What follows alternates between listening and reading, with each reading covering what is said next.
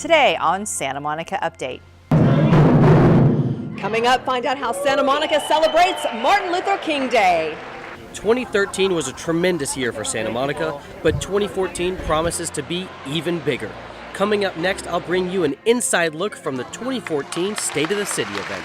Coming up, there's something brand new to experience at the Santa Monica Bay Aquarium.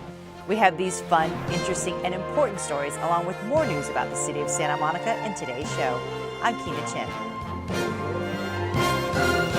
Santa Monica Update, your source for local news in Santa Monica. Santa Monica Update starts now. Hello, everybody. Don't waste water. In order to save water, the city of Santa Monica does not allow watering of lawns or landscapes between the hours of 10 a.m. and 4 p.m. on any day. Also, Santa Monica does not permit the hosing down of sidewalks, driveways, patios, alleys, parking areas, or other hardscapes at any time. And no runoff is permitted from lawns and landscapes into streets, alleys, or gutters. In 2013, the city handed out around 1,500 water warnings, and citations for water misuse have been steadily increasing. To help combat this type of waste, code compliance officers will now be able to issue citations more quickly.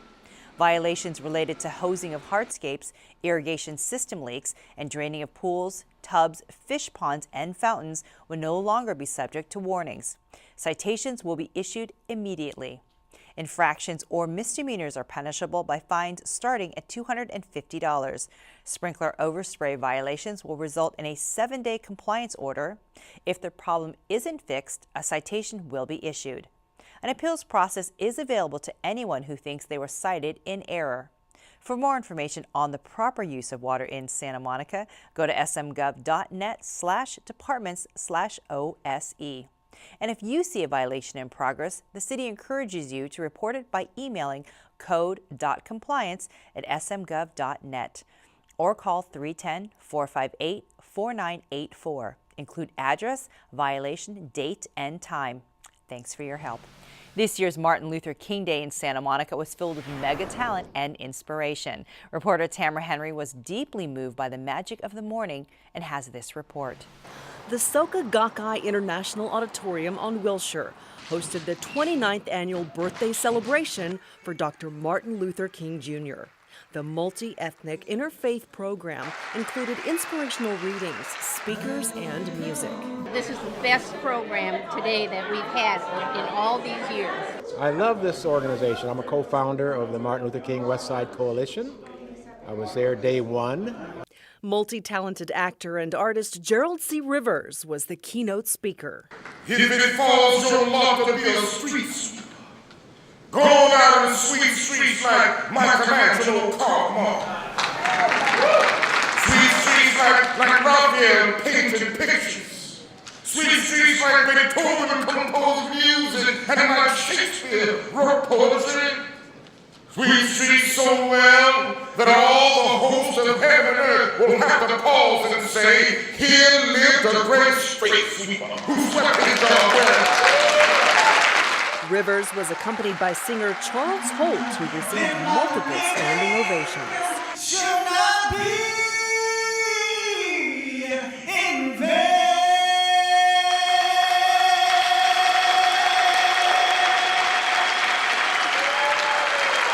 The 2014 Community Light Award was presented to the Actors Gang for recognizing the power of the arts to affect change in the lives of people and in society. I'm very excited to be here and honored that we're being given this award. And the Actors Gang is a group of artists, like-minded individuals that realize that art is partly service. The MLK Education Awards were presented to the winning students who composed any form of art that exemplified the principles of nonviolence. It was just about nonviolence and just using love as a weapon. Celebrating unity in the community, today's event was meant to inspire a higher mindset of consciousness and awareness. Reporting for Santa Monica Update, I'm Tamara Henry. The free event is one of the largest and most diverse celebrations of its kind in Southern California. It's sponsored by the Martin Luther King Jr. West Side Coalition and co-sponsored by Santa Monica College, the City of Santa Monica, the SMC Associates, RAND Corporation, SGI USA, and yours truly, City TV of Santa Monica. Each year, the Santa Monica Chamber of Commerce organizes a State of the City event. This is a chance for Santa Monica businesses, residents, and leaders in our community to come together to network, honor a few selected colleagues, and of course, discuss the year ahead under one roof. Or as this year showed us, under one giant tent. Greg Goldner has more. Each year, the Santa Monica Chamber of Commerce puts on the State of the City, and this year they've partnered up with Cirque du Soleil to gather the biggest and brightest business minds here in Santa Monica under the big top. I'm so excited, I can't tell you, because we have almost 800 people showing up to hear what's happening in our city and to really be a part of something that's really exciting. You know, our city is an exciting city. Everyone knows that, and when they come together, you can feel that magic. We've got the stilt walkers right here coming our way. Hello, hello. You know, I mean, who has a State of the City with stilt walkers? How fabulous is that? And just as excited as the city is to partner up with Cirque du Soleil, Cirque is equally as happy to be a part of our city. We've been coming here for over 2 decades. Santa Monica has figured prominently in our history. It's probably one of the premier spots we've ever set our big top up, and we love coming back here. As the hour-long networking breakfast came to a close, it was time to get down to business and discuss the state of our city as well as the steps toward building a brighter future. Today we're going to talk about where we are right now, and it's an exciting time to be in Santa Monica. A lot of new things are happening. We're seeing the emergence of the sharing economy. We have new young leaders coming forward, and technology continues to change every day and shape how we live our lives. Santa Monica is a global city with visitors and residents from all over the world. While we have a small town feel, Santa Monica is home to nearly 7,000 businesses that employ nearly 100,000 people. And with numbers like that, you're bound to face some challenges. We have our unique set of challenges here because this is a place where people want to live, work, and play. It is a very, very desirable seaside community that is going to see a continued high level of growth. We're a city of neighborhoods, and the neighborhoods come together again to create this great city of Santa Monica, and we need to continue to be on the forefront of that global frontier. Part of our challenge is that, you know, the young millenniums, the Generation Y, everybody wants to live in Santa Monica, and as a result of that, we are going to see the development of increased housing stock because we need to accommodate those people that want to live near where they work, and that's the challenge that we face in 2014, but we're very optimistic about the economic business opportunities that are going to occur in the city. Moments later, the always witty Mayor O'Connor took to the podium to let us know how Santa Monica will continue to raise the bar as a 21st century city, as well as what challenges and opportunities lie ahead. Now, the only thing that I would have preferred is, so Mr. Cirque du Soleil, really, if I could have come down on a big swing. But again, sometimes we're innovative in Santa Monica, but we also are traditional. It was an incredible event as influencers and members of our community were honored with awards, including LA County Supervisor Zev Yaroslavsky, who was given the Community Excellence Award for his countless efforts to improve Santa Monica. All in all, the State of the City was a success and kicked off 2014 with a lot of optimism and a whole lot of excitement. For Santa Monica Update, I'm Greg Goldner. It was a power-packed State of the City event this year as we kick off 2014 with not only great optimism, but with a concrete understanding of what lies ahead for our city. In a city full of culture, technology, and trendsetters, one thing is for sure, Santa Monica will continue to pave the way. For more information on the event, check out smchamber.com. Heal the Bay's Santa Monica Pier Aquarium kicked off 2014 with the grand opening of the remodeled Dorothy Green Room. Who is Dorothy Green? Reporter Tamara Henry tells us who she is and why she's more important now than ever before. Nestled under the pier is one of Santa Monica's best-kept secrets, Heal the Bay's Santa Monica Pier Aquarium. The Marine Science Center is a place to see, touch, feel, and explore, especially now with the newly remodeled Dorothy Green Room. Dorothy Green was a concerned mother and the founder of Heal the Bay back in 1985. Dorothy Green's granddaughter cut the ribbon so we could all enjoy the interactive displays and 2 new exhibits of live animals. I'm proud of my grandma because she helped animals that lived in the ocean. My dreams are coming true. I've always wanted to meet a little owl like this. I'm in love. I'm smitten.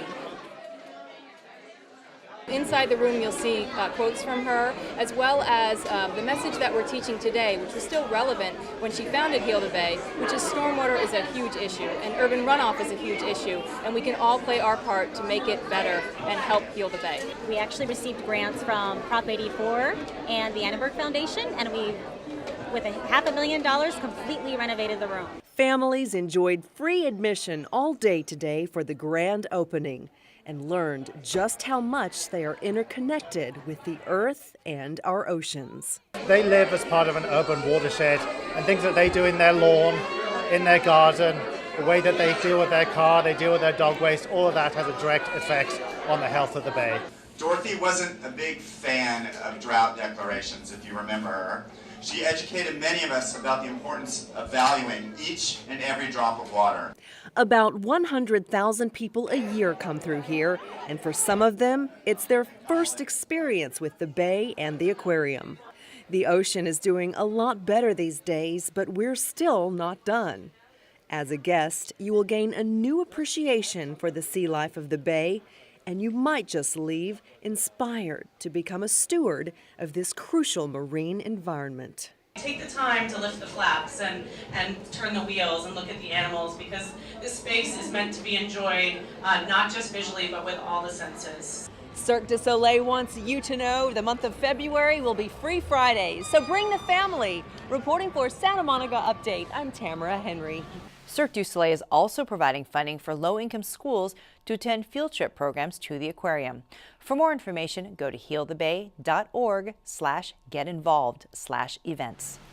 If you know of a Santa Monica resident who gave their life in the armed services of our country during wartime, please think about adding their name to the Santa Monica War Memorial. The list of names for the War Memorial has more than 90 veterans' names on it, but the city wants to be sure the memorial is complete. If you know of a friend or relative who should be on the list, please go to smgov.net and scroll down to find the link to the War Memorial page. Click on it and the Woodlawn War Memorial page will come up.